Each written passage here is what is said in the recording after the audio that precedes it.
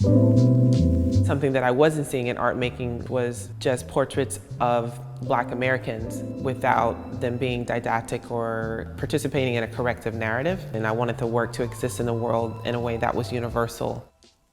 I wanted it to represent me, and I wanted to live universally. Amy, I'm so happy to be here in your studio. Thank you for having me. I'm excited to have you here. What advice would you give to a young artist who is trying to come forward in the world?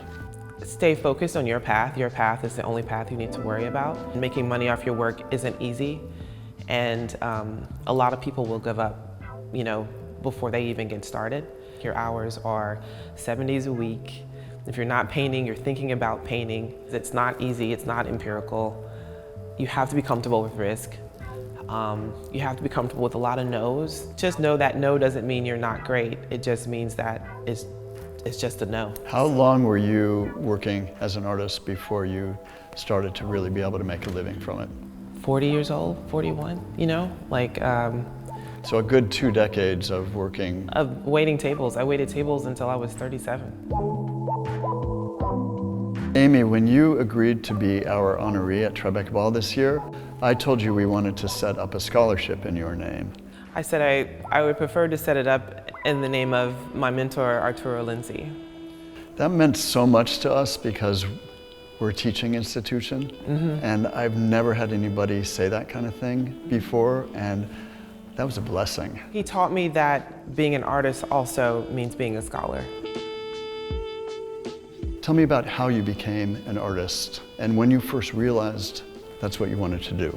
I knew very early on that I wanted to be a painter, or I wanted to be an artist, and I didn't know what that meant, but I was drawing a lot. It was just very easy for me to sit alone and draw as a child. Both of my parents, being born in the 30s and 40s, didn't have a roadmap for what that looked like when I said I wanted to be an artist. My father wanted me to take over his dental practice in Columbus, Georgia, and I ended up at Clark Atlanta University as a pre-med major. Changed my major going into my junior year, and that's where I met Dr. Lindsay, who was teaching painting at Spelman College at the time. He really kind of put in front of me what it was I needed to do and what being an artist looked like.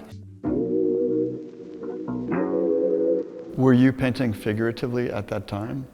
I was doing a lot of self-portraits. I didn't really know what to paint, and he's like, start with a self-portrait and see where that takes you. And being the angsty 20-something-year-old that I was, I had all these really dark and cool ideas. I remember, going to the Auburn Street Library and looking up stories about Maasai warriors, and just kind of made up this whole world of bald-headed nude women. And I was shaving my head at the time, so again, they were self-portraits. Where are those paintings now? They're rolled up in a PVC pipe behind you, never to be seen again by the world. You're known for the work that you do that comments on the world we're living in today. Art doesn't have to specifically speak to a moment in order for it to bring meaning to a greater story and a longer historical narrative. For me, I think my work has become a way to process my own identity, my American identity in this world. I think right now politically, it feels like we're moving backwards. Within the museum institution, it's really important that my work offer an education that might not necessarily now happen in a classroom. And the National Portrait Gallery Prize led to the Michelle Obama Commission? Correct. They put my name in with a group of 10, 12, 15 artists for them to choose from, and I got shortlisted to have conversations with them about becoming her portrait painter. Was it intimidating? It was the most nervous I've ever been in my life, but also the most comfortable, because I'm walking into the Oval Office to meet the first Black president. So there's also this huge sense of ownership about that place and that house and that room. Was it intimidating when you started to paint? Yes, because you start to think about all the eyeballs that are gonna be on this painting Yeah. and like all the voices, and knowing that you can't please everybody. And so having to let that go and then just focus on my relationship with her and giving her something special to remember this moment. Tell me about your studio practice. My goal is to wake up around 6 or 7 and, you know, work a little bit at home on whatever and then get to the studio by 10 and then work until 6 or 7.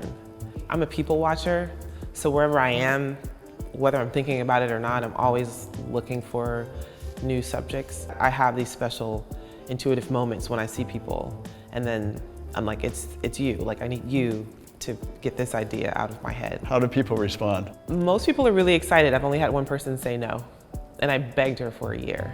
I'm gonna give you a little lightning round here. Okay. Favorite museum? This is funny. The Mutter Museum in Philadelphia. It's like a museum of anatomy. Oh, wow. Yeah. Favorite color? Like a burnt orange. And favorite period in art?